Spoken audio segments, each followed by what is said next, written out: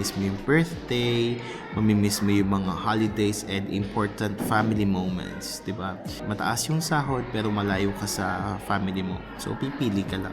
Yun talaga yung mga binitawan ko eh. Kasi sa Pilipinas, sanay ako everyday kasama ko family ko. Kasi work from home lang naman ako eh. Parang gusto ko naman ng privacy, ganyan. Gusto ko naman medyo mapag-isa ako. Pero yung totoo pala is, gusto ko lang naman mas malaking bahay where I can spend my alone time or, private moments, ganyan. Pero gusto ko pa rin talaga sila makita everyday. So yun, homesickness, loneliness. Mga friends ko, every week, not every week or every other week, nakikita-kita. Pero dahil nga wala ako, FaceTime na lang, Messenger na lang.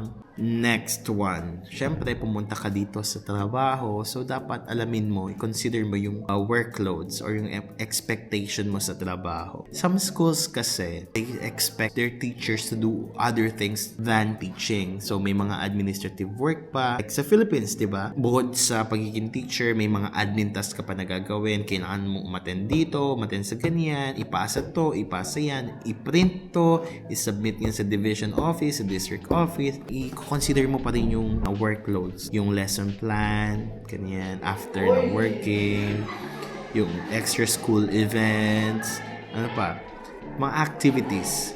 Yun talaga yung i-consider mo kasi baka nga mas mataas yung sahod. Pero totoo, parang lugi ka rin kasi ang haba naman pala ng oras na gugugulin mo. So, pag-isipan mo yun, i-consider mo yun. Tsaka dapat basahin yung maigi yung kontrata kasi sometimes contract can look simple eh.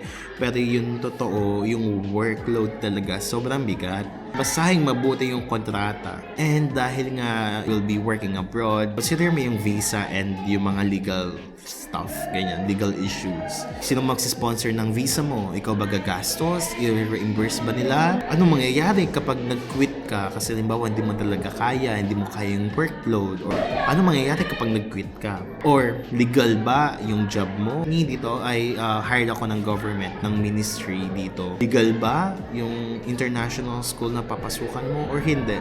Dapat siguraduhin mo yan. Some teachers kasi naloloko sa scam. Hindi pa registered yung school. Then paano naman yung mga ginastos nila, di ba? Sayang, nag-invest na sila.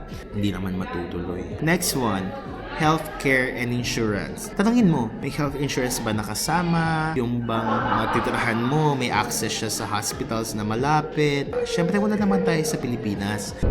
Knock on wood, wag naman sana, di ba, may mangyari sa'yo. Paano ka?